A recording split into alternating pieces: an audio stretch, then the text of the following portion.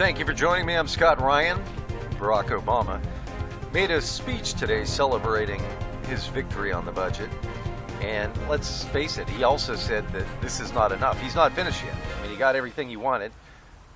Boehner and the Republicans grabbed their ankles and betrayed us once again. But he isn't finished. And he also said that we cannot cut our way to prosperity. Doesn't that sound nice? It sounds so true. But the problem is we're talking about government. We're not talking about amputating our own limbs. We're not talking about companies cutting sales of products and eliminating products that actually bring them in revenues. No, we're talking about freaking government. Now, Glenn Beck was talking about this. He made a great analogy. First, he referred to the fact that companies in trouble always cut back and cut their way to prosperity. They cut their employees and their workforce and their expenses, and if they are to survive, it is because of their cutting. But the more profound analogy that I found was the one of a tree, like a fruit tree. Beck was talking about the fact that if you have a tree that is bearing no fruit or bad fruit or isn't blooming properly, they prune it, they cut it back and take it near death. And that is how they revive a tree. And I thought that was a great analogy. You know, a lot of times Barack Obama tells the truth, but he speaks in code. And the truth can be found in his statements, but it's specious. It has a false allure to it because when he's talking to an audience, he makes them think that he's referring to them as the beneficiaries of his policies. But when Barack Obama said that we cannot cut our way to prosperity, he was right. People just aren't thinking about who the we are and the definition of prosperity. When Barack Obama says we, he's referring to government. He's talking about government prosperity. He's talking not about your prosperity. He's not talking about the private sector's prosperity. He's not talking about the working American's prosperity. He's not talking about the American family. He's talking about those who live off of the public teat. They can't cut their way to prosperity because government is a parasite. It dies without the host. Barack Obama, Nancy Pelosi, Chuck Schumer, Debbie Wasserman Schultz, they are parasites. The federal government is a parasite. They do not create anything that people buy. They do not generate revenues. It's a misnomer. It almost implies that they create something, that they sell a good or a service. They do not. They suck the blood off of the productive people. They suck the blood out of the middle class. They suck the blood out of those who actually work and try to live successfully off of the fruits of their labor, who try to live free. They cannot cut their way to prosperity. They are talking about themselves, who live off the public teat, who rape and plunder the American people. And the only other people that they might be referring to outside of themselves is their cronies. Those people like Warren Buffett, who benefit, who always get the favorable legislation. Warren Buffett actually gets on his knees and puts on the knee pads for this piece of excrement who calls himself Barack Obama. They work together, they collude. Or George Soros. These are the people, the cronies of Barack Obama in Hollywood, and those who he will give waivers at the expense of our freedom on the backs of the working American. And those who he bamboozles, those working Americans who think that he is for them, who blithely voted for him. It is on their backs that revenue must come. And he said he's not finished. No, he's not. And he will not be finished until he has taken it all. Till he has completely destroyed, gutted, dismantled, and collapsed this nation. If you do not understand what he means when he talks, you're delusional. If you have not reconciled yourself with the fact that this man is here to destroy the United States of America. I know it's hard to believe because he talks like such a down-to-earth, regular guy. The thing that enchants the single female voters and those under 30 who vote for him, who know not their ass from a hole in the ground, who could tell you everything about The Bachelor or American Idol or X Factor or whatever these damn idiotic shows they watch. They could tell you everything about those people. They know nothing about this idiot, but they voted for him. And if you do not understand what we're dealing with here, this man will not leave until he is either charged and prosecuted for treason or he collapses this country. And it will be the latter. I am completely convinced right now. I mean, if you ask yourself honestly the question, what would it take for this man? What would he have to do to be brought up on charges of treason? Is there anything, realistically? I mean, you look at Benghazi. You look at Fast and Furious. You look at this suspicious bullcrap with Hillary Clinton. And these, whenever she's about to testify, conveniently has this concussion. And now she's in the hospital for some other blood clot. You know, things that are brain related. So she can avoid testifying, and if she's subpoenaed, will of course use that medical ruse as an excuse in order to substantiate her forgetfulness. We remember how she had a tendency to forget when her husband was in office and she was testifying in various cases, like Whitewater. We know, or the Rose Law Firm, we know she has a tendency to forget, and they have successfully put on this charade having to do with her falling, having a blood clot. It's bullshit. And you people, if you believe this, I definitely have a bridge to sell you.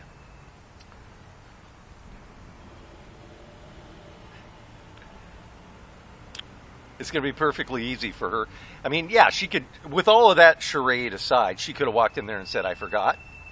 Oh, I forgot. All these things. If they subpoenaed her and she has to testify about Benghazi, that is some ugly stuff. But we will never know. And it is certain that she could have just gone in there and said, I forget, I do not recall. But they went through and made the extra effort of trumping up all this bullcrap, going through this charade about her falling and hitting her head and concussion and now blood clots. They're going the extra mile to build up something to buttress her lies when she says, I don't recall. I don't recall what happened that day in Benghazi when the American ambassador was murdered and 3 Navy SEALs were murdered as the president stood there and watched. I mean, this could be so much more than what we could ever even imagine. But this is the kind of crap that we're dealing with. But the question is, what would this guy have to do in order to be brought up on charges of treason? I think we are at the place now where he could do anything. He could be caught handing Putin all of our secrets. There is nothing. It wouldn't matter. These shills in the media who have totally sold out, compromised any shred of dignity, like David Gregory or Andrea Mitchell, Brian Williams, Chris Matthews. These people, they have no integrity whatsoever. They have surrendered it. They are full-fledged shills, pawns. No self-respect. I mean, if there is a posterity, it will judge them as the lowest form of life that ever walked this earth. I mean, they live for adulation, for fame. And right now they believe that they have it. But if they only knew how temporal that is and how history unavoidably at some point will judge them for the scum that they are. David Gregory, Andrea Mitchell, Brian Williams, Piers Morgan, Chris Matthews, they will all be judged and held in the same esteem as rapists, pedophiles, murderers, you name it. They are down there right along with them at the same level. That is what history will tell if there is a posterity to write history. Now, they rewrite history now, but at some point the truth will out. The people who support this piece of excrement, they were born slaves, and they don't even know it. They wake up in the morning and they think about government. The federal government, that's where they find their meaning. They think, they believe that America is Washington, D.C. If they had any clue of the truth of what our founding fathers did, if they had any idea the solicitude that our founding fathers took to make sure that the federal government remained as insignificant and invisible as possible in designing it, how long it took, constitutional conventions, how long it took from 1781 through 1787, and the debates, the Federalists, the Anti-Federalists, how long they took to make sure that this government did not become what it is now. These people did not believe that the genius of America and our Constitution was its government, that they were found in the Word of God, that we can only remain free by knowing and believing the Word of God, as our founding fathers elucidated time and time again. When you look at America and the divide, how stark the contrast is. There is no reconciliation with people who are slaves, who are slaves, who believe that they are property of their government. There is no reconciling. There is no common ground. We cannot live together. I mean, we're heading toward a period that there is such division and such sharp contrast that we haven't seen it in this country since the days leading up to the Civil War. But the statement that Lincoln said about how, in his famous speech, a house divided, saying that a house divided against itself cannot stand. Well, we cannot stand united. We cannot stand. We cannot remain free. Divided we stand, united we fall. Because if we unite with these people, we will surely be slaves. And that's what they want, full capitulation. As Obama said, they are not finished. And they will not be finished until you are in shackles. If you look at the pictures of the most sad, pathetic, miserable communist regimes from the Soviet Union or North Korea, if you look at, or Cuba, you look at the horrible lives, the pictures of how miserable it is, their life, their standard of living, and how unhappy people are that they're willing to swim across shark-infested oceans and die by the thousands in order just to escape it. That is what they want for us. And if you look at the leaders of those regimes, that is how Barack Obama will live. He doesn't plan to live as he says. He doesn't plan to do as he says. It's do as I say, not as I do. As all communist dictators live lavish lifestyles, and so do their useful idiots. But we cannot reconcile with these people.